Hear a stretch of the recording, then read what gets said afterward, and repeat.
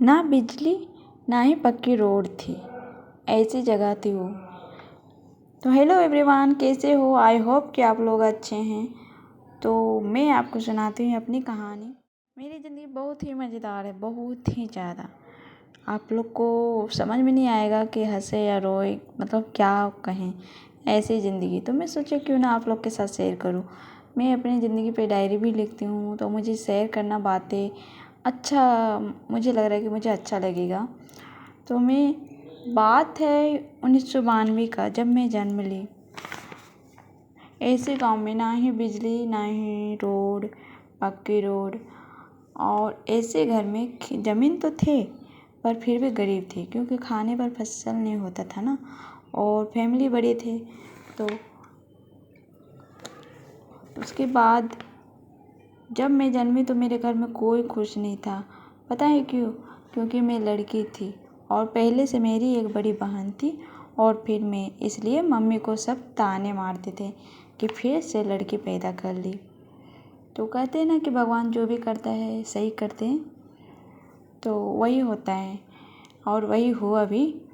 मेरे पापा जो नौकरी के लिए कई सालों से दौड़ रहे थे, क्योंकि मेरे दादाजी का नौकरी थे, तो उनके जाने के बाद पापा को होना था, तो नहीं हो रहा था कोई कारण के कारण, और पता नहीं कई साल से दौड़ रहे थे, यहाँ तक कि उम्मीद भी छोड़ दिए थे कि होगा। और ऐसा हुआ एक दिन मेरे आने के बाद पापा मुझे कहते कि तुम मेरे लिए लकी हो, और बाकी पापा ही कहते और कोई नहीं कहता, क्योंकि जो काम के लिए कई सालों से परिश्रम कर रहे थे, वो काम मेरे आने के बाद जिस महीने में मैं जन्म ली ना, वही महीना में तुरंत अचानक सुनने को मिला कि हाँ हो गया है। तो पापा, जाहिर सी बात है, किसी के आने के बाद कुछ हो मिलता है तो उसे ही लकी मानते हैं, तो इसीलिए, और ऐसा कोई बात नहीं है।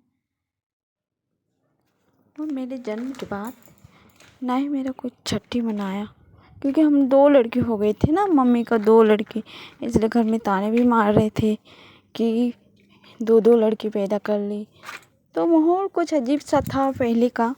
मुझे पता है जब मैं जन्म ली, मुझे थोड़ा ज्ञान हुआ, तब मुझे पता है कि बहुत ज़्यादा भेदभाव था, लड़की लड़का, छोटे बड़े, छुआछूत, ये बहुत ज़्यादा था मेरे गांव में।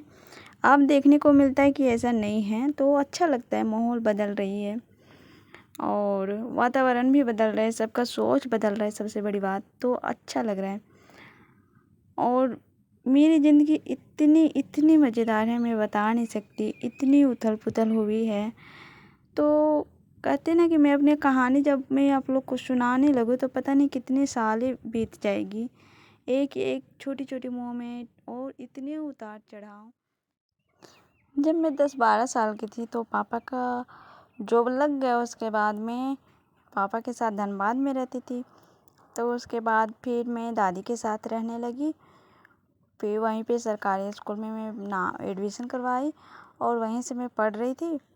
तो मेरे बीच में क्या हुआ नहीं उतना मुझे ध्यान नहीं, और मुझे कोई चीज़ का, कोई बात का ज्ञान भी नहीं रहता था उतना। मैं कोई चीज़ में आइडिया तो दिमाग नहीं लगाती थी, सिर्फ खाना खेलना, और यही था मेरी ज़िंदगी।